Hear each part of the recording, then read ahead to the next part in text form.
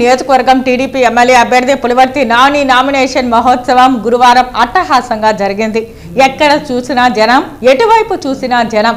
పసుపు, తెలుపు, కాషాయం జెండాలతో రంగుల హరివిల్లు నెలకొంది. నింగినంటే నినాదాలతో నామినేషన్ ర్యాలీ మహోత్సవం హోరెత్తింది.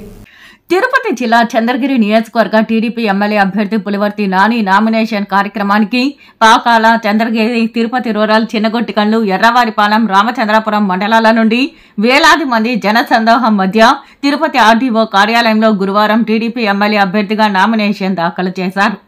ఈ కార్యక్రమంలో మహిళలు, యువత అధిక సంఖ్యలో పాల్గొని తమ మద్దతును తెలిపారు. ముందుగా చంద్రగిరి నాగానమ్మ ఆలయంలో ప్రత్యేక పూజలు నిర్వహించిన పులివర్తి నాని కుటుంబ సభ్యులు అనంతరం శ్రీ మూలస్థాన ఎల్లమ్మ అమ్మవారి ఆలయంలో ప్రత్యేక పూజలు నిర్వహించారు.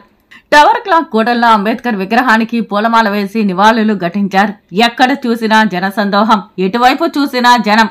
పసుపు, తెలుపు, కాషాయం జెండాలతో రంగుల హరివిల్లుగా మారిన పులివర్తి నాని నామినేషన్ కార్యక్రమం. కార్యకర్తల నూతన ఉత్సాహం, విజయోత్సవ ర్యాలీలో మేళతాళాలు, డప్పుల వాయిద్యాల మధ్య పులివర్తి నాని నామినేషన్ పర్వం సాగింది.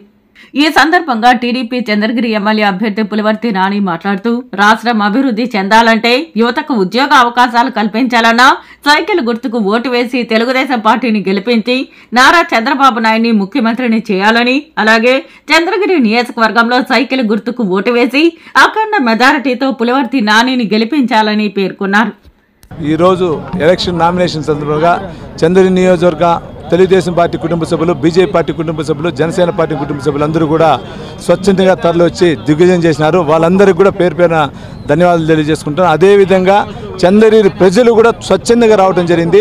చెవిరెడ్డి భాస్కర్ రెడ్డి యొక్క బానిస నుంచి బయటపడాలి, ఇక్కడ అరాచకాల నుంచి బయటపడాలని కూడా ప్రజలు రావడం జరిగింది. వాళ్ళకు కూడా మరొకసారి శిరస్సు వంచి నమస్కారం చేస్తున్నా. మీరు చూస్తుంటారు బయట ఏ విధంగా వైసీపీ గుండాలు మా పైన కార్యకర్తలను రాలేయటం జరిగింది. దాని సాక్ష్యాలు కూడా పోలీసు అధికారులు ఉన్నారు, అక్కడ విజువల్స్ ఉంది. మా కార్యకర్తలు ఎక్కడ కూడా రెచ్చిపోకుండా ఉన్నారు.